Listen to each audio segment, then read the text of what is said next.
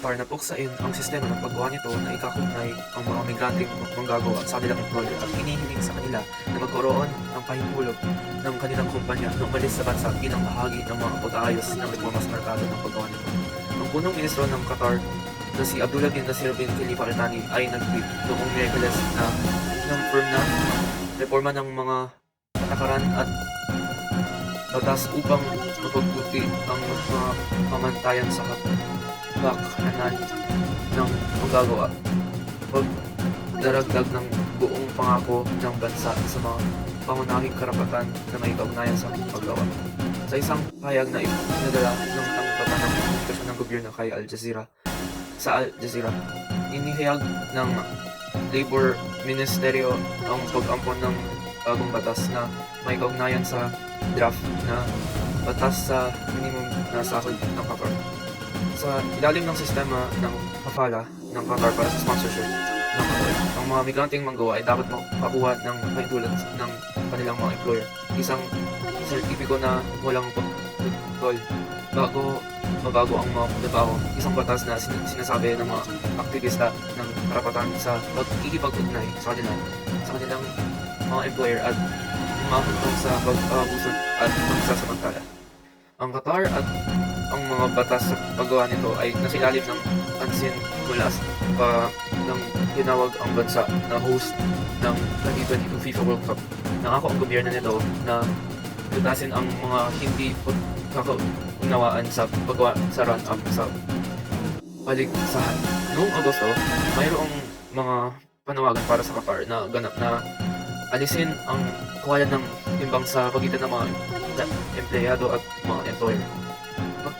Pagkatapos ng hindi bababa sa 5,000 na manggagawa ang nagtungo sa kalye upang protesta ang mga pangpaantala sa sweldo at mga kondisyon sa pagtatrabaho.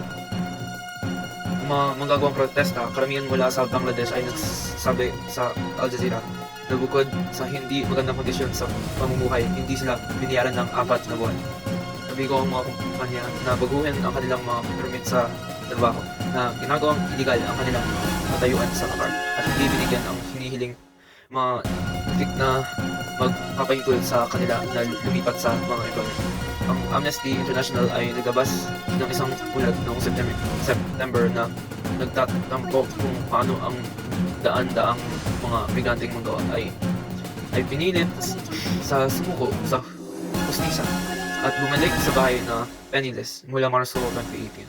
Sa isang pahayag ng Al Jazeera sa pagtatapos ng ulat, sinabi ng gobyerno ng komunikasyon sa Qatar, ang Qatar ay gumawa ng malaking pagundad sa mga reforma sa paggawa at patuloy itong nakikipagtulungan sa mga NGO, kabilang ang International Labor Organization upang matiyak ang mga reformasyong ito malayo at epektibo. Ang anumang mga isyu o pagkaantala sa aming mga system ay tatalakayan ng kumpleto. Sinabi naman mula sa pasimula na ito ay abutin ng oras, mga napagpupunan at pangako. Payag noong Miyerkules, tinanggap na ngayon ito ang hakbang ng Qatar na nangangailangan pa rin ng pag-aproba mula sa Advisory Council, pati na rin ang pinunod ng bansa na si Sheikh Tamim bin Hamad Al Thani. On December 7, 1941, Imperial Japanese Navy Air Service struck the United States Naval Base at Pearl Harbor, Hawaii Territory. The Japanese managed to damage almost 20 U.S. naval vessels, of which 80 large battleships, 20 airplanes, and killing over 2,000 Americans. About 8 a.m., Japanese planes filled the sky over Pearl Harbor.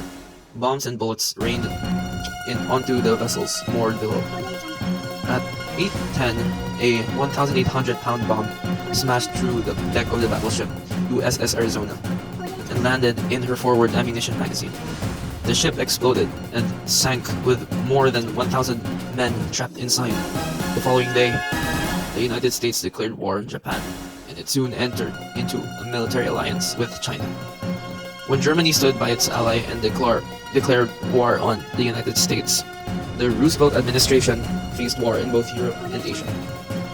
The attack on Pearl Harbor on December 7, 1941 directly caused America's entry to World War II.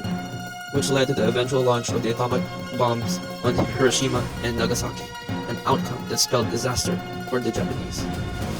The United States had dropped leaflets over many Japanese cities urging civilians to flee before hitting them with conventional bombs.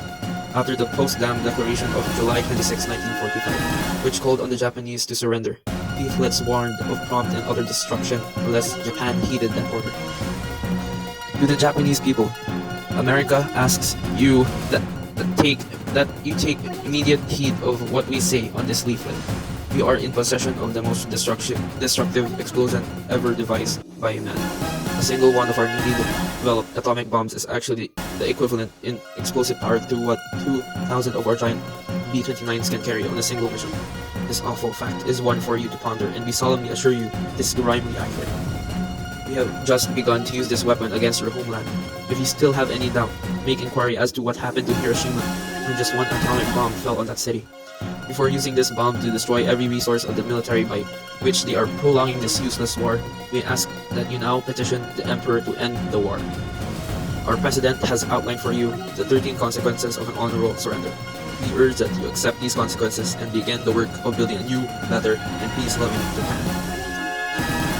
3 days after the United States dropped an atomic bomb on Hiroshima, a second atomic bomb was dropped on Nagasaki on August 9. A 21-kiloton plutonium device known as Fat Man. On the day of the bombing, an estimated 263,000 were in Nagasaki, including 240,000 Japanese residents, 90,000 Japanese soldiers, and 400 prisoners of war. Prior to August 9, Nagasaki had been the target of small-scale bombing by the United States.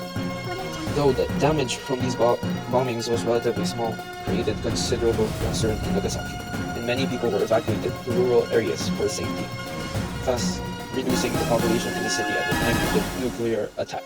It is estimated that between 40,000 and 75,000 people died immediately following the atomic explosion, while another 60,000 people suffered severe injuries. Total deaths by the end of 1945 may have reached 80,000.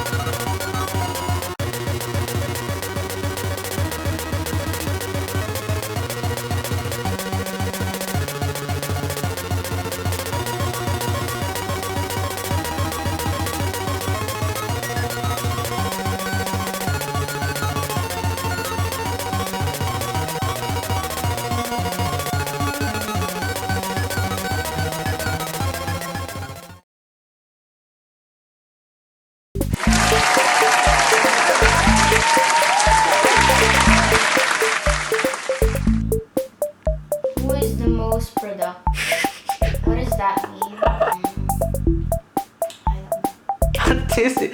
Isa lang. Just choose one. Isa lang. Just choose one. Most productive gender for me, I guess, yung nakakita ko naman, sinasabi ng babae. What is your preferred gender? Skip. Who is better, wait, doing the housework? To sa family to. Yeah. Okay, kuya. Would you rather be a woman or a man? I don't know. I don't know. I'm alright being a girl. Next, would you agree if I said the women are better than men in doing everything around the house? I can agree, but I can also not agree. If you are having a new baby, what gender would you pick, boy or girl? Let's try girl. Do you defend gay rights? Yes. Do you think that women should have the same rights as men? Yes. Equality. Do you support LGBT? Yes. Would you accept me if I change my sexual preference? Yes. Who is better at cooking? Mommy. Gay or straight? I am straight. I think. Boy or girl? I'm a girl. Would you rather sit at home doing all the housework or be outside and working every day? Work.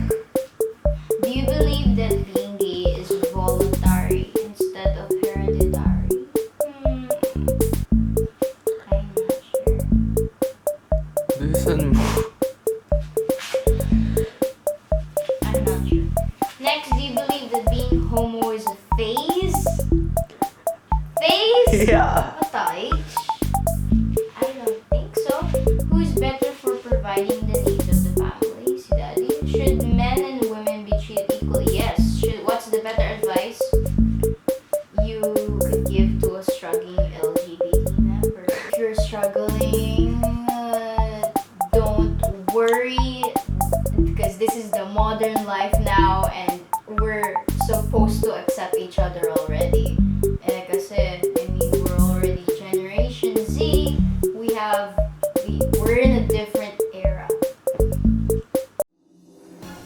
The giant panda, also known as the panda bear, or simply the panda, is a bear native to south-central China. It is characterized by large black patches around its eyes and over the ears and across its round body. The West first learned of the giant panda on March 11th, 1869, when the French missionary Armand David received a skin from a hunter. The first Westerner known to have seen a living giant panda is the German zoologist Hugo Wiggold, who purchased a cub in 1916. Pandas are no longer endangered, but their habitat is in trouble, which makes them vulnerable to endangerment. 1 year after giant pandas graduated from endangered to vulnerable, a welcome designation after 28 years, Chinese scientists have sobering news. The animal's natural habitat in China is in serious danger. In a study published in Nature Ecology and Evolution on Monday, researchers report that suitable panda habitats that have significantly and steadily declined since 1990, the year the International Union for the Conservation of Nature first classified the animals as endangered. That could make any gain in China's wild panda population a short-lived conservation victory. Logging, human encroachment, road construction, and agriculture have conspired to divide panda habitats into tiny sections, a process known as fragmentation, the study said. Other reasons for the vulnerability of the animal is climate change. Climate change threatens to drive pandas to extinction in the wild as rising temperatures wipe out bamboo in the last remaining habitat for the endangered species. A new study predicts that climate change is set to wipe out much of the bamboo on which the bears rely for food, and we have to rely on panda reserves. The purpose of panda reserves is to protect the forest or habitat of the giant pandas, and protect the bamboo and the giant panda's major food source, to provide corridors for giant panda migrations between habitat areas, to patrol the reserves to prevent poaching and logging, patrol the reserves to search for sick and injured giant pandas, to take sick or injured giant pandas to nearest panda hospital for care, to conduct research on giant panda behavior, mating, breeding, diseases, and etc., to educate tourists and visitors about giant panda protection, to support communities adjacent to the reserves to minimize the need to use the giant panda habitat for their livelihood. Educate local residents about the value of conserving the giant pandas and how tourism to the region is beneficial.